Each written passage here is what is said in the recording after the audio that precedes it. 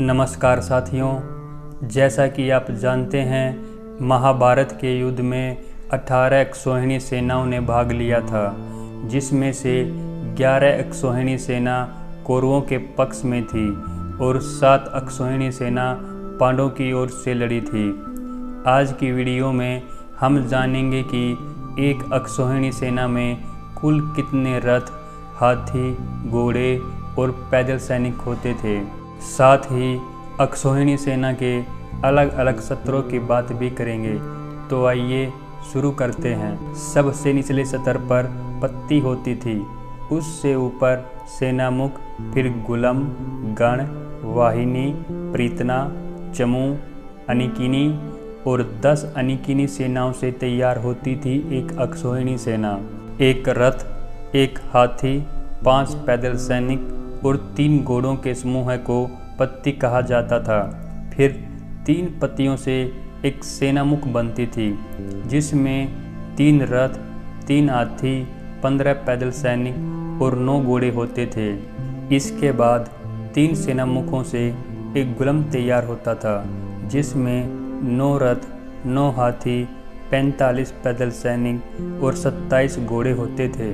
3 गुलम से एक गण बनता था, जिसके अंदर 27 रथ, 27 ही हाथी, 135 पैदल सैनिक और 81 घोड़े थे। 3 गण से फिर एक वाहिनी बनती थी, जिसमें 81 रथ, 81 हाथी, 405 पैदल सैनिक और 243 घोड़े थे। 3 वाहिनी से एक प्रीतना बनती थी, इसमें 243 रथ, इतने ही हाथी, 1215 पैदल सैनिक, 729 घोड़े होते थे। 3 प्रीतना से एक चमू बनता था, जिसमें 729 रथ, इतने ही हाथी, 3645 पैदल सैनिक व 2187 घोड़े होते थे। 3 चमू से एक अनिकिनी बनती थी, जिसमें 2187 रथ, इतने ही हाथी, 10,935 पैदल सैनिक और 6,561 घोड़े होते थे। अंत में 10 अनिकिनी से तैयार होती थी एक अक्षौहिणी सेना।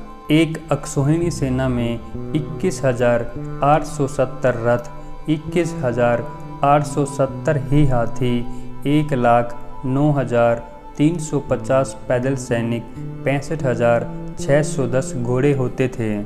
महाभारत के युद्ध में भाग लेने वालों की कुल संख्या देखें तो 18 अक्षौहिणी सेना में कुल 3,93,660 रथी, इतनी ही गजारोही, 19,68,300 पैदल सैनिक, 11,80,980 घुड़सवार बनते हैं।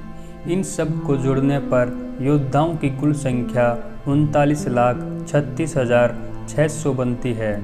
रथों के सारथी इन्हीं में से हैं या नहीं, इसका निश्चित पता नहीं है। यदि सारथियों को अलग से जोड़ के देखें तो लगभग 4 लाख सारथी और अन्य कार्यों में लगे हुए लोगों को भी मिला लें तो युद्ध भूमि में उपस्थित सभी वीरों की संख्या 45 लाख के आसपास बनती है। साथियों, आप अपने आप सोच सकते हैं कि 40 से 45 लाख योद्धाओं के बीच लड़ा गया यह युद्ध कितना भीषण रहा होगा।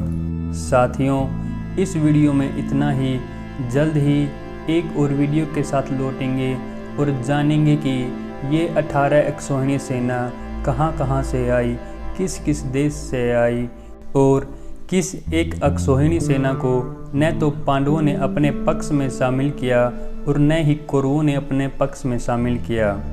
साथियों, वीडियो कैसी लगी कमेंट करके ज़रूर बताएं।